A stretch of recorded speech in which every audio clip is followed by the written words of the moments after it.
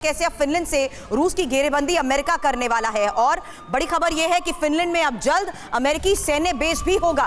Finland और pentagon के बीच बड़ी डील हुई है और अमेरिका को वेपन तैनाती की इजाजत अब फिनलैंड देगा। इस पर चर्चा करने से पहले इंफॉर्मेशन भी आपके सामने, क्या अमेरिकी सेना का यह नया ठिकाना है फिनलैंड? क्योंकि अमेरिकी सेना को जल्द ही एक नया ठिकाना फिनलैंड से मिलने वाला है। और अमेरिका और फिनलैंड के बीच एक द्विपक्षीय रक्षा समझौते के तहत जिस तरीके से चर्चा हो रही थी, बड़ी खबर यह आई है पेंटागन के लिए अब फिनलैंड अपने सैन्य ठिकानों के द्वार खोलने जा रहा है और समझौते के बाद फिनलैंड में पेंटागन अपने हथियारों की तैनाती भी कर पाएगा। हालांकि बुनियादी सुविधा डेवलप करने की यूएस को अनुमति फिनलैंड की तरफ से मिलेगी और फिनलैंड के विदेश मंत्रालय के प्रवक्ता अब मिकेल एंटेल की तरफ से इसको लेकर दावे किए गए।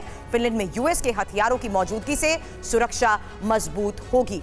और इस बारे में चर्चा करने से पहले यह जान लीजिए कि यूरोप में अब अमेरिकी एयर बेस को लेकर किस तरीके से फिनलैंड और यूएस के इस नए ठिकाने को लेकर ये पोजीशनिंग बहुत मायने रखती है, ये समझौता बहुत मायने रखता है। क्योंकि जिस तरीके से ये अलग अलग जगहों पर ठिकाने हैं यूएस के, Britain, Netherlands, Germany, Poland, Italy, Greece, Belgium, तुर्की, और इसमें दत्तासर अगर फिनलैंड का नाम शामिल हो जाता है तो फिनलैंड और इस यूएस के इस गठजोड़ में यूरोप में अमेरिकी एयरबेस की मौजूदगी क्या बड़े संकेत देती है? देखिए, फिनलैंड का नेटो में शामिल होना ये एक बहुत बड़ा कॉर्नरस्टोन है इंटरनेशनल पॉलिटिक्स के लिए। और रशिया के लिए ये सिग्नलिंग थी, क्योंकि यूक्रेन से जो युद्ध हुआ था वो इसी बात को लेके हुआ था कि यूक्रेन नेटो में शामिल ना हो। 1300 किलोमीटर की बाउंड्री है और नेटो की जो पॉलिसी है उसके तहत अमेरिका वहां अपनी फोर्सेस डिप्लॉय कर सकता है। वैसे भी आप देखिए 4 जो बैटल ग्रुप्स हैं नेटो के वो उन्हीं इलाकों में हैं और फिनलैंड में वो यकीनन चाहेगा कि वहां अपनी जो ट्रुप्स हैं या जो अपना इक्विपमेंट है उसको वहां बतौर या तो ट्रेनिंग टीम्स में या एक्सरसाइजेस के रूप में वहां पोजीशन करेगा।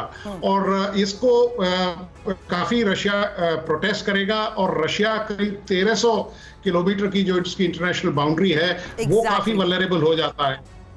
तो ये रशिया के लिए चिंता और चिंतन दोनों का विषय है। और जनरल बख्शी साहब ने बिल्कुल ठीक कहा कि आप देखिए, if you are pushing Russia too much तो इसके बड़े भयावह जो नतीजे हैं वो निकल सकते हैं।